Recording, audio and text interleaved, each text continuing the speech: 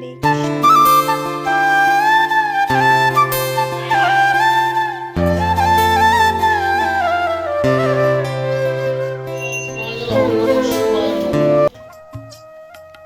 নমস্কার, কেমন আছেন সবাই? আমি পম্পা। আমাদের হাসি খুশি চ্যানেলের নতুন একটি ভিডিওতে জানাই সবাইকে অনেক স্বাগতম এবং অনেক ভালোবাসা। আর যেদিনের ব্লগটা শেয়ার করছি সেদিন হলো নীল ষষ্ঠী। সব মায়েদের মতো আমিও কিন্তু আজকে নীল ষষ্ঠীর বার করেছি বা ব্রত রেখেছি। তো চলুন আজকে সারাদিন যা কিছুই করব অল্প অল্প করে আপনাদের সাথে শেয়ার করার চেষ্টা করব। তো পুরো ভিডিওটা দেখার সবাইকে অনেক অনেক অনুরোধ রইল। আশা করছি আজকে ভিডিওটি আপনাদের ভীষণ ভালো লাগবে। চ্যানেলে যদি নতুন বন্ধু হয়ে থাকেন আর আপনার যদি এই রকম ডেইলি লাইফস্টাইলের ব্লগগুলো আমার দেখতে ভালো লেগে থাকে তাহলে প্লিজ চ্যানেলটি সাবস্ক্রাইব করে নিয়ে আমার পাশে থাকতে পারেন। এদিকে সকাল সকাল ঘুম থেকে উঠে বাড়ির সমস্ত আশিবাসি কাজ আমি কমপ্লিট করে নিয়েছি। দেন তারপর এই যে স্নান সেরে একেবারে রেডি এখনও হয়নি, ওই জাস্ট শাড়িটা শুধু পরেছি। আর এদিকে গোপুসোনাকেও ঘুম থেকে তুলে দিয়েছি। এরপর দেখুন ওকেও ভালোভাবে স্নান টান করিয়ে এখন একটু সাজুগুজু করব। মানে আজকে আমি আমার গোপুসোনার সাজ এবং সিঙ্গারটা আপনাদের সাথে একটু শেয়ার করব। এখানে ভালোভাবে স্নান করিয়ে ওকে একটা ভালো জামা পরিয়ে দিয়েছি। আর এই পিঙ্ক কালারের জামাটা আমার যে কি ভীষণ ভালো লাগে কি বলবো আপনাদের। তো ভীষণ সুন্দর এই জামাটা, আর ওকে পরলেও কিন্তু ভীষণ মিষ্টি লাগে। আর 3 থাকের এই হারটা কি মিষ্টি এই হারটা, আর যে কোনো ওকেশান অনুযায়ী কিন্তু আমি এই হারটাই ওকে পরিয়ে থাকি। আর ওই যে বাক্সটা দেখলেন ওই বাক্সের মধ্যেই কিন্তু ওর সমস্ত সাজুগুজুর জিনিস আমি রেখে দিই এইভাবেই। আর হাতে চুড়িও পরিয়ে দিয়েছি। আর জানেন তো আমি কিন্তু আমার গোপুসোনার জন্যে রূপোর হার, বাঁশি, কানের, পায়ের নুপুরও বানিয়ে দিয়েছি। তবে সমস্তটাই বানানো আছে, মাথার মুকুটও কিন্তু ওই রূপোর বানানো আছে। তবে আমি মাঝে মাঝে ওইগুলো পরিয়ে থাকি। আর এই সমস্ত জুয়েলারি তো আমি মাঝে মাঝে কিনে থাকি, মানে যখনই আমার ভালো লাগে থাকে যেগুলো, তো সেগুলো আমি বাজার থেকে কিনে নিয়ে আসি।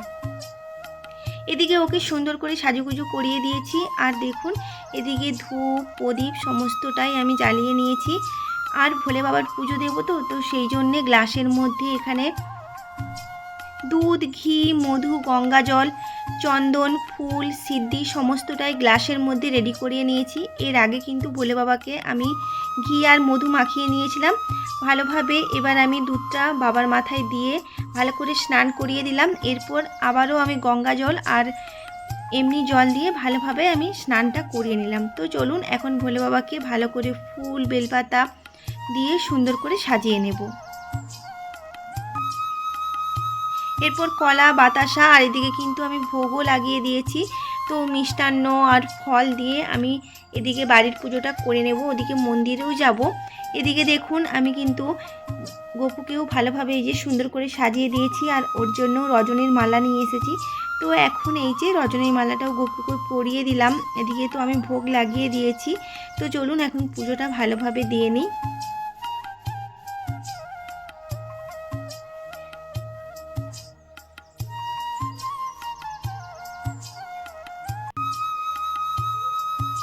তো খুব ভালোভাবে কিন্তু আমার পুজো দেওয়া হয়ে গিয়েছে। আসলে এই সময়টা আমি খুব চুপচাপ থাকি। আর আমার ভীষণ ভালো লাগে এই পুজো দেওয়ার টাইমটা। খুব নিশ্চিন্তে শান্তি মনে আমি পুজোটা দিয়ে থাকি। তো ভীষণ ভালো লাগলো। আর এখানে আমার এই যে গপুকে সুন্দর করে সাজিয়ে গুজিয়ে দিয়েছি। তো দেখুন কেমন লাগছে অবশ্যই কিন্তু কমেন্টে জানাবেন।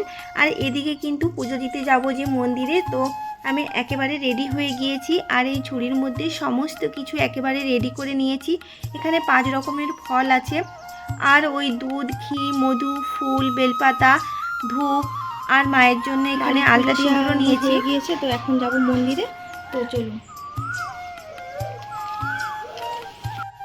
তো যেমনটা বললাম সব কিছু রেডি করে নিয়েছি, এখন যাব মন্দিরে। তো চলুন যতটা পারবো আপনাদের সাথেও শেয়ার করব।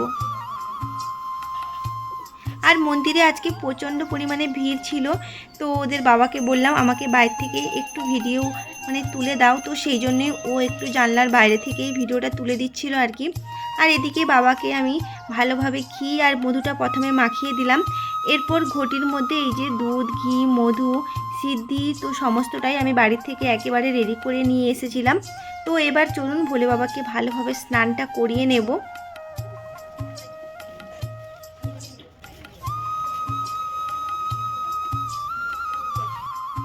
এদিকে ভালোভাবে এই যে ফুল বেলপাতা দিয়ে আমি কিন্তু ভালো করে পুজোটা দিয়ে নিচ্ছি। এদিকে পুষ্পাঞ্জলিও দেব। আর দেখুন মেয়ে কিন্তু আসেনি, তো ও একটু প্রবলেম আছে বলে ওকে আনতে পারলাম না, ছেলেকে তবে সঙ্গে করেই নিয়ে এসেছি। তো ও আমার সাথে কিন্তু খুব ভালোভাবে নিষ্ঠা সহকারে পুজোটা দিচ্ছিল, আর আমি কিভাবে পুজো দিচ্ছিলাম সেটা মন দিয়ে কিন্তু দেখছিল। তো যাই হোক, চলুন এখন ভালোভাবে পুজোটা দিয়ে নেব। আর আজকে তো সেরকম রান্নাবান্নার কোনোই চাপ নেই, যেহেতু আজকে আমি নীলষষ্ঠীর বার করেছি, আমি তো কোনো কিছুই আজকে খাবো না, আর বাড়িতে গিয়ে রান্নাও করব, ছেলেমেয়েরা তো খাবে, তো সেই জন্যেই যাই হোক একটু হালকা পাতলা কিছু ওদেরকে রান্না করে দেব। তো সেরকম আর কোনো রান্নাবান্নার অতটা চাপ নেই আর কি। এরপর কিন্তু ভালোভাবে আমি পুষ্পাঞ্জলিও দিয়েছি, আর ছেলেও কিন্তু আমার সাথে খুব মনোযোগ সহকারে এখানে পুজো করছিল।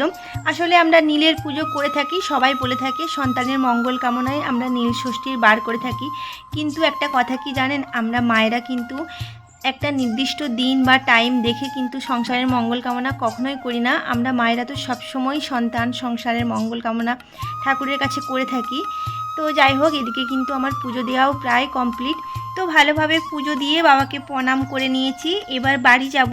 তো বাড়িতে গিয়েও তো বললাম রান্নাবান্না আছে। যাই হোক, চলুন আজকের ভিডিওটা এখানেই শেষ করে দিচ্ছি। সবাই খুব ভালো থাকবেন, সুস্থ থাকবেন আর সাবধানে থাকবেন। আজকের ভিডিওটা ভালো লাগলে অবশ্যই লাইক, কমেন্ট এবং শেয়ার করবেন। সবাই খুব ভালো থাকবেন, ধন্যবাদ।